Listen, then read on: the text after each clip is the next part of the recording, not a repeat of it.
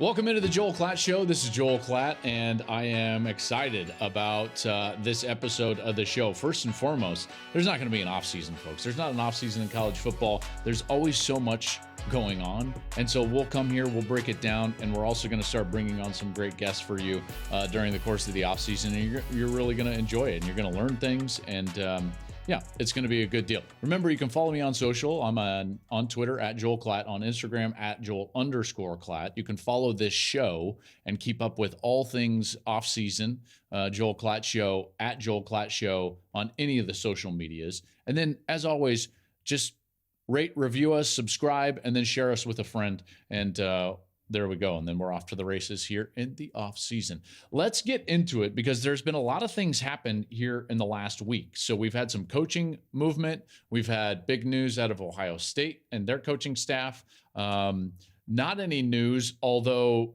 some turmoil in Michigan. We'll touch on that. Some assistants leaving TCU as well as Alabama. We'll get into that. But first, there wasn't a bigger move so far in college athletics, really, than the news out of Chicago that Kevin Warren is stepping away from the Big Ten in the commissioner's position, and he's accepting the president CEO role for the Chicago Bears. So first and foremost, congratulations to Kevin Warren.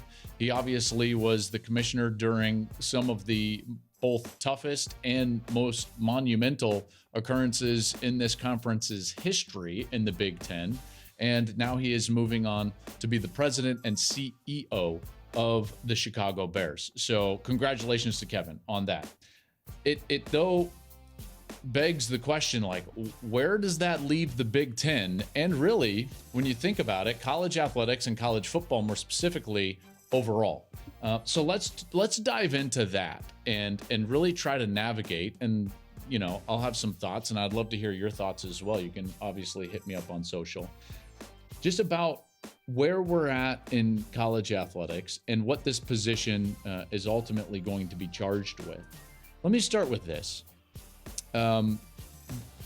Whoever's hired as the new Big Ten commissioner immediately takes the reins of a position that I would argue is one of the two most powerful positions in all of intercollegiate athletics. The other being the commissioner of the SEC. That's currently occupied by Greg Sankey. So this is going to be highly coveted, obviously. The power that sits within these two conferences because of not just their revenue model, but also kind of their ability to expand through their revenue model is immense. Their power is immense, and they will be able to wield that power and leverage that power that they have in order to shape, namely college football, but really intercollegiate athletics moving forward. And that's not a small thing right now. So the first thing you have to realize about this commissioner job in the Big Ten is that this is a legacy position. Someone's legacy will be defined by what happens over the next 6 months, 12 months, 2 years in particular college football. That's one of the reasons why I think it is, and this goes without saying, it is vital that the Big Ten get this right, because the things that are on the table, the topics that are on the table, the problems, the issues that are on the table right now are transformative, and they will determine the path that intercollegiate athletics travels for the next 20 and 50 years. This is a real inflection point.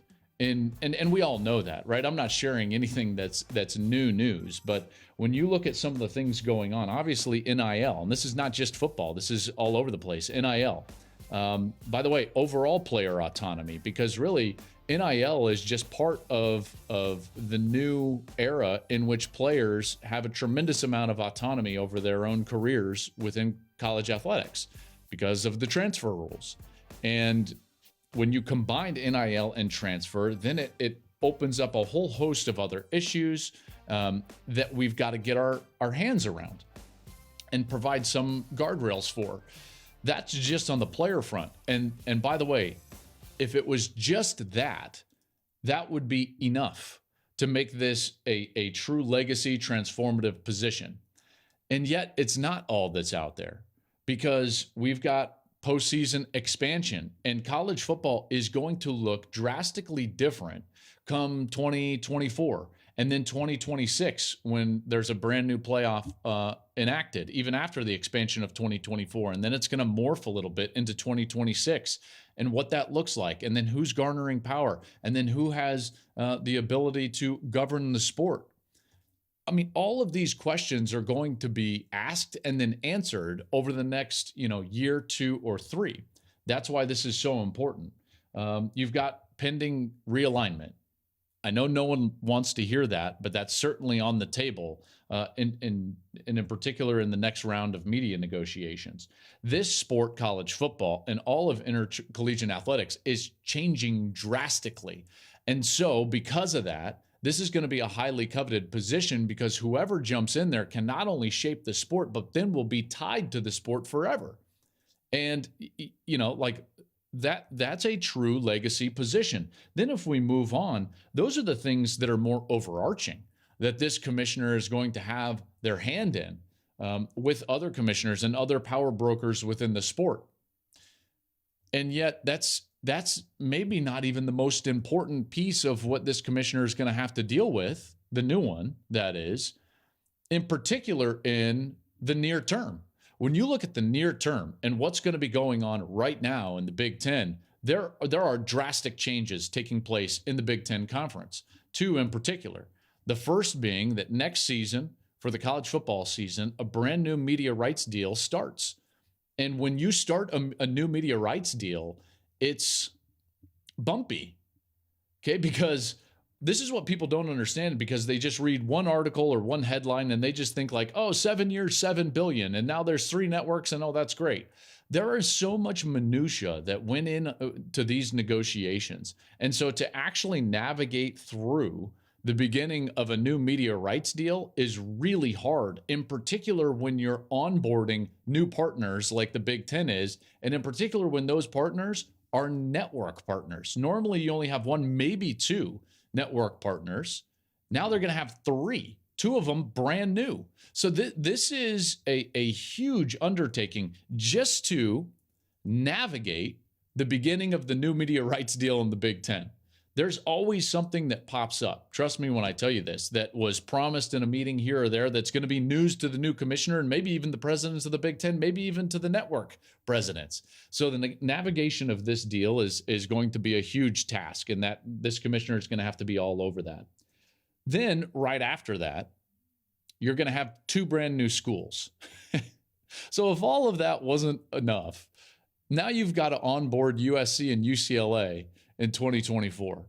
And this is not, like onboarding, a couple of schools that geographically are attached to the conference, where you can just be like, okay, well, the new divisions are this, and here's how we're going to play, and it's an easy schedule.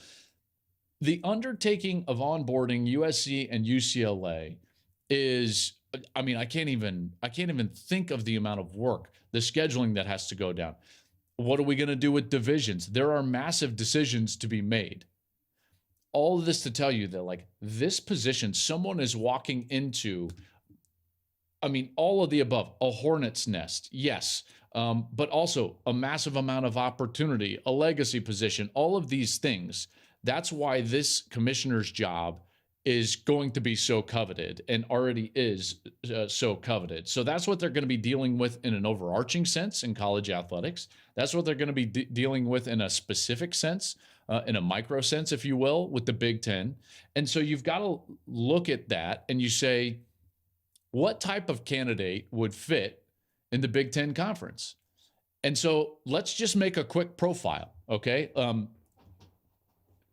First and foremost, I think it's become pretty clear, at least it is to me, maybe not you, but it has to me, that the commissioner job is so big, the revenue and the decisions are so massive that when you're looking at this, the outside of the box business world with a sports interest, that makes a lot of sense to me. Because if you're just going down the road of a current administrator, I just don't think that they have the view of the world necessary to see what's going on right now in the current landscape of intercollegiate athletics as a whole, but even specifically for the Big Ten. Again, I already mentioned it, like 7 years, $7 billion, right? Like this is not a small undertaking. This is not just like, hey, you've been a great athletic director for 15 years, like go take the commissioner's job. The commissioner job now is just so much different than it was 20 years ago. Not to say that there weren't problems 20 years ago, but they were just different. And certainly in scale, they were different. This is a totally different beast and a totally different animal. Therefore, I'm really thinking that this is going to be a person that is not from administration, because that can be a very narrow viewpoint. And in particular path in terms of the way you cut your teeth. And in general, those people aren't dealing with revenue sources that start with a B, billion, right? No, not to say that they don't have like 9-figure, types of budgets and things of that nature, but it's a different animal these days. Then you start to look at the specifics or the specificity of unloading USC and UCLA and starting a new media rights deal next year. Those two things alone, you look at that and you think to yourself, boy, it really would be nice if you had somebody that at least had some prior knowledge of things that went on in both of those negotiations, agreements, because navigating that with someone that's just trying to learn it from the outside coming in is going to be very bumpy. So first and foremost, if I was the Big Ten, I would form some sort of task force just for those two specific things so that the new commissioner wasn't having to be the end all be all in both of those kind of onboarding experiences. Basically, what I'm telling you is that I think that this position needs to come from outside of college athletics, needs to have someone that has maybe some prior knowledge of some of these deals that have been made. I look at television executives. I think that would probably be a primary place to start if I was the Big Ten and I was looking at some of these things, because the nature of intercollegiate athletics is totally changing, and we need people with vision that have a really broad sense of what it means to be successful in the sports landscape overall, not just in our small little world of college sports. Because college football is right now the number 2 sport in our country, and it's pretty clearly that. And so we need people with vision to move that forward and move us into the future in which we can continue to grow revenue and continue to do things that are necessary for the fans and for the players and for the overall experience. So those are my thoughts on the Big Ten and their new and open commissioner job. I don't think I'm a candidate. Unfortunately, I would love to be a candidate, but I'm not a candidate, right? Like, that would just be too good. I'm a bull in a china shop. They wouldn't do that, would they? No. I couldn't. Let's move on. Let's move to Ohio State, because Ohio State made some news this week with some coaching moves, and this one was, I think, expected to some degree, but Ryan Day has hired a new offensive coordinator, and he hired what many believe is one of the best young coaches in college football from his own staff, Brian Hartline. So Brian Hartline's now going to be the new OC at Ohio State. What does this mean? Why did they do this? What does this mean? Let me first go into just the specifics of, like, why would you do this for Brian Hartline? Well, that's a no-brainer. This guy is a great coach. We see what he's done just as a position coach. There is no better position room in America than the Ohio State receiver room, and it's been that way for a few years now. The level of talent that he recruits, but then the level of development that talent then gets under him is really unprecedented in our sport. Look at look at the guys that have played. These are guys that have played in the room. Chris Olave, Garrett Wilson, Marvin Harrison, Julian Fleming, Emeka Egbuka, Jackson Smith, and Jigba. If a wide receiver coach had one of those guys in the last 4 years, he would be walking around town like, I'm a great position coach. Look at what I do in development and recruiting. I got that guy. I got Garrett Wilson. I got Chris Olave. He's got 6 of them, but it's not just these 6. He also just recruited and landed 3 of the top 61 players in the country and 3 of the top 10 wide receivers in the country. Brandon Ennis, Noah Rogers, and Carnell Tate. Like an animal. So we know Brian Hartline is an incredible coach. Okay, you know how I feel about that. So why would you do this? Well, one reason could be because he can help recruit more broadly now as an offensive coordinator than as just a wide receiver coach. Let me explain that for a moment. When you're being recruited, and granted, I wasn't recruited at a very high level, but generally speaking, what you see now is the coaching staff will give every coach a specific area throughout the country to recruit. And then you also have like your position group. So regardless of who's recruiting that area, if there's a great running back or a wide receiver, like you're obviously going to be involved in that recruiting. Now, if you're just a position coach and you're not a coordinator or a head coach, then that's kind of it, right? So the most influence you can have is either in your area or in your position group. But as soon as you're an offensive coordinator, now every single offensive player that's being recruited by your program, you're going to be very involved in that recruiting process. You're going to be in the living room. You're going to be making calls to a much greater degree than if you were just a position coach. So we see what an animal he is getting receivers. And now you can spread that out across offensive linemen and tight ends and running backs and all of it, quarterbacks. And that type of dynamic recruiter can only help raise the level of all position groups on that side of the ball. So that's one of the reasons why I think many in the Ohio State community are suggesting that their recruiting could take a leap or a jump or make a move up, in particular on the offensive side, now that Hartline has that ability to get in all of those rooms and not just in the wide receiver room. Now, there are some other reasons why this might be happening. And no, I don't believe that this is just in title. I do believe that this is more along the lines of Ryan Day starting to evolve in his career and move away from being the play caller potentially and give Brian Hartline that opportunity to grow as a play caller and teach him and mentor him and grow him as a play caller. Now, why would Ryan Day do that? Well, first and foremost, you have to understand that's a tough decision for a guy like Day because he's an elite play caller, one of the best play callers in all of college football. It gives him an advantage, right? And anytime you have an advantage as a program or a coach, boy, you hold on to that with white knuckles, okay? Because those advantages are really the lifeblood of what makes your program successful. So this is a big moment for Ryan Day. And yet it's something that I feel like he thinks is necessary. Well, let me run through some of the reasons why he might think that. First and foremost, in the modern college football, let's just call it the last 20 years, 25 years, it is exceedingly rare to crown a national champion whose offensive plays are called by the head coach. In fact, 25 years, I can only count one. Jimbo Fisher called the offensive plays for Florida State and Jameis Winston when they won the national championship. Outside of that, Chip came close, right? Gus Malzahn came close. And by the way, that game, it was going to be either Florida State or Auburn. So we were going to have one that year.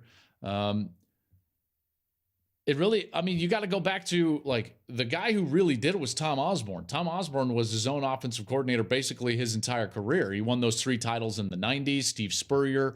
So it was very in vogue in the 90s, right? Spurrier and Osborne, I believe, won 4 straight national titles between them, if I'm not mistaken.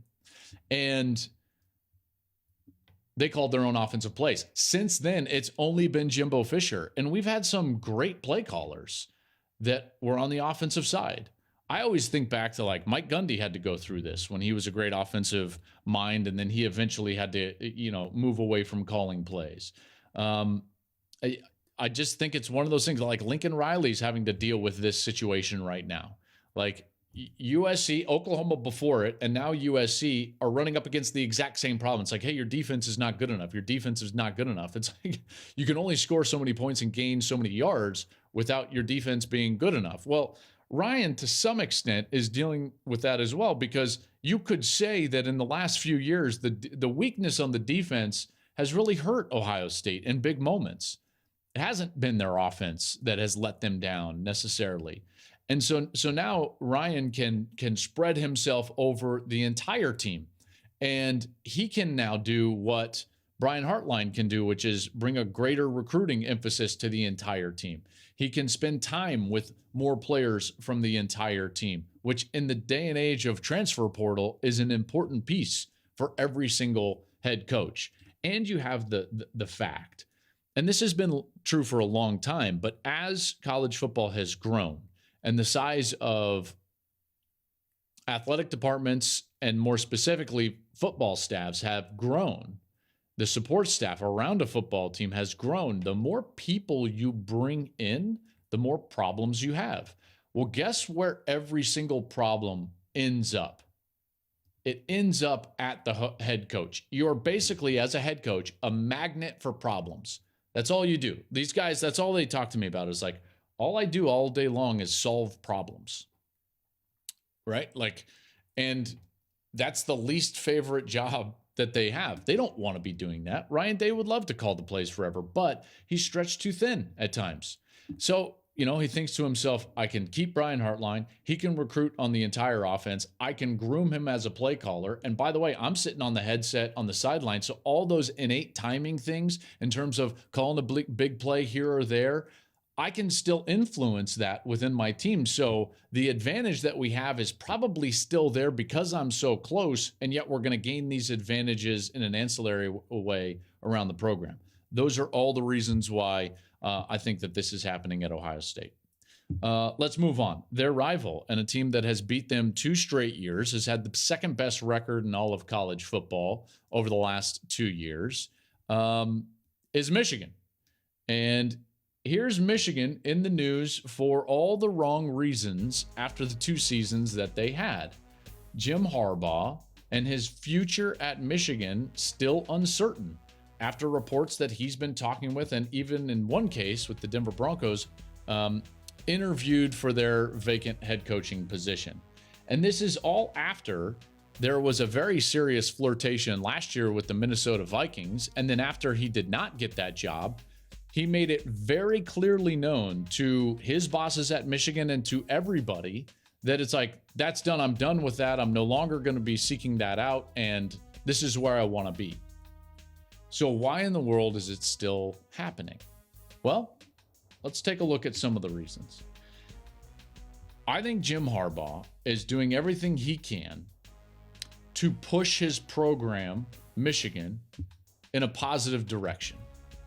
You might be thinking like, how in the world does interviewing with an NFL team push your program in a positive direction? Well, life is about leverage in a lot of ways.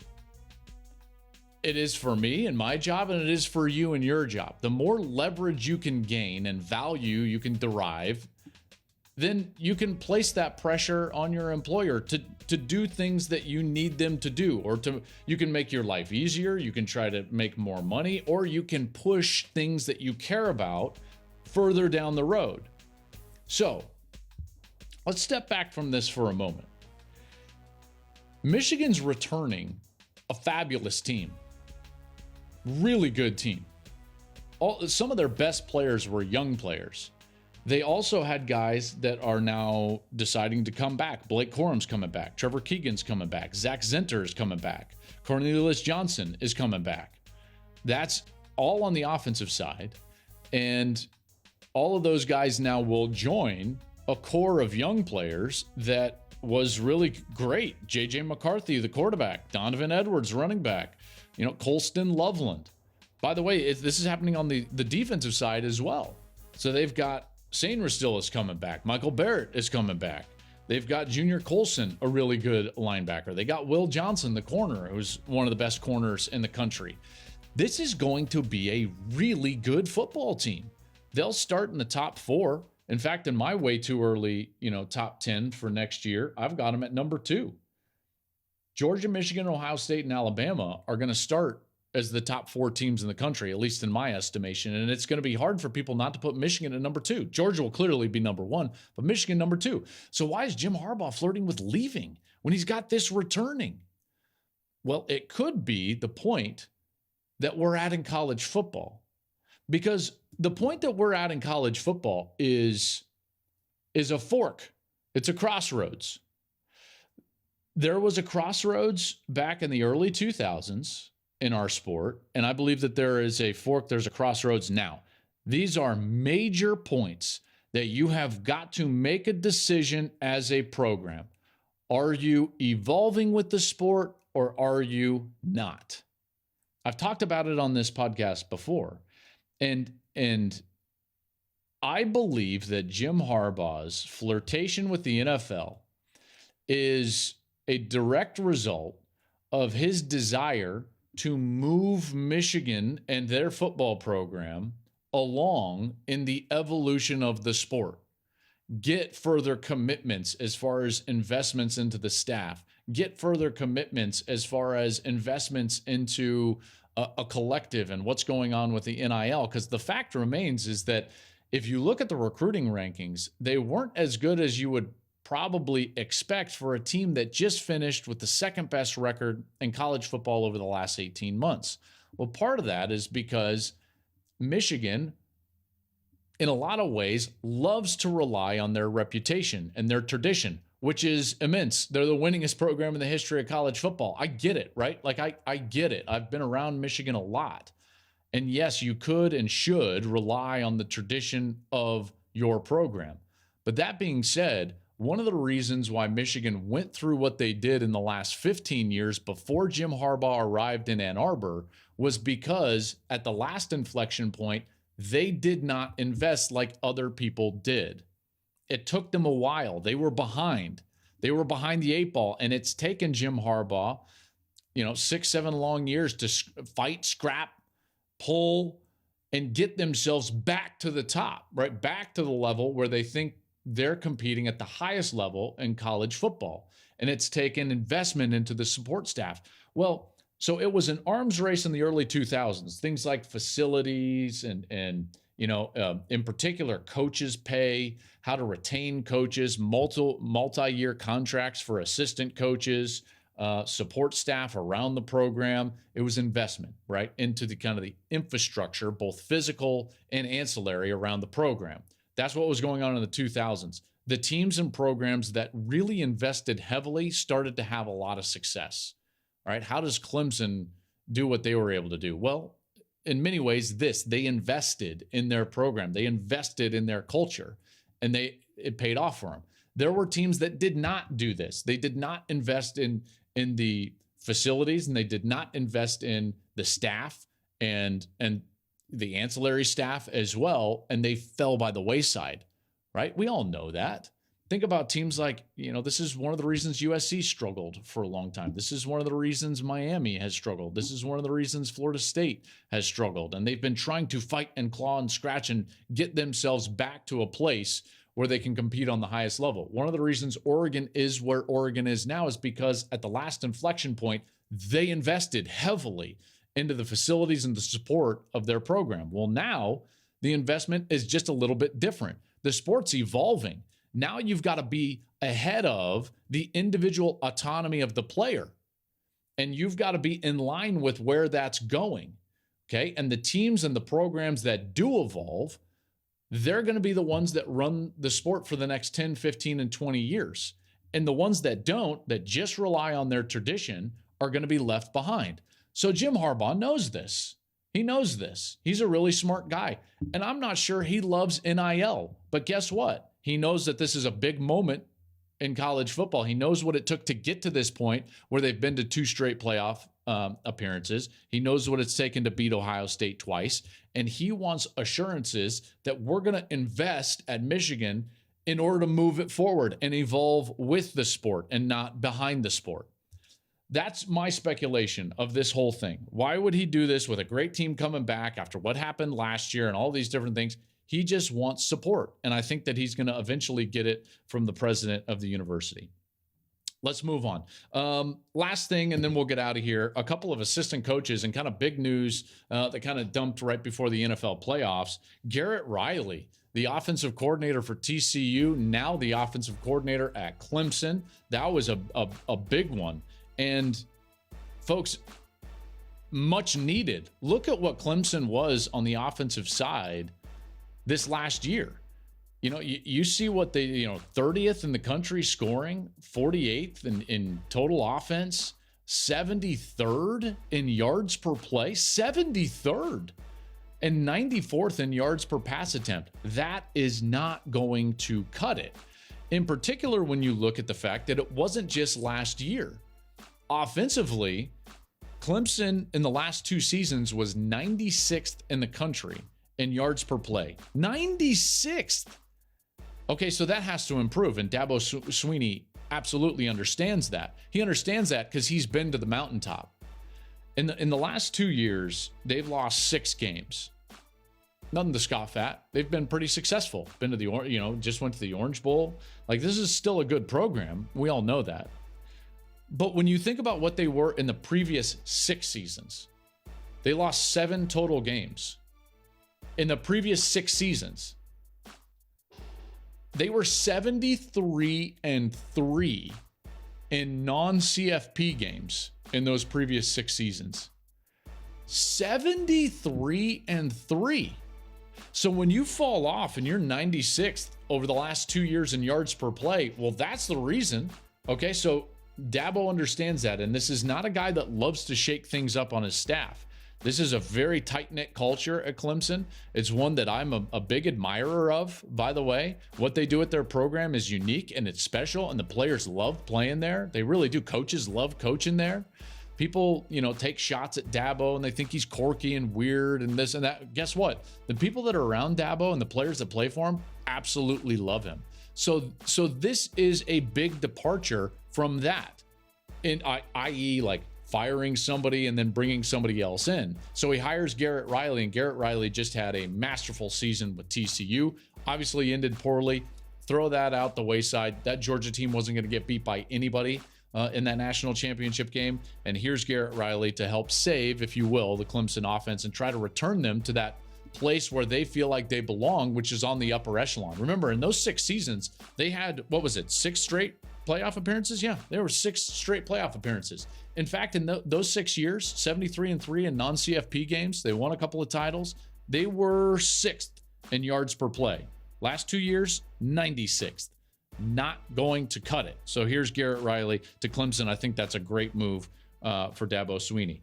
And then the next bit of big coaching news was that Pete Golding is leaving Alabama, and he's going to go join the Lane Train. Here we go, down to Ole Miss. Pete Golding. Not a ton of thoughts on this other than this.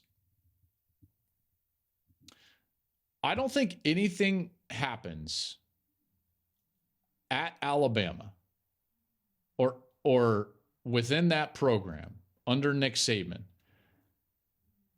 that Nick Saban doesn't either bless or desire. He wants it to happen either way.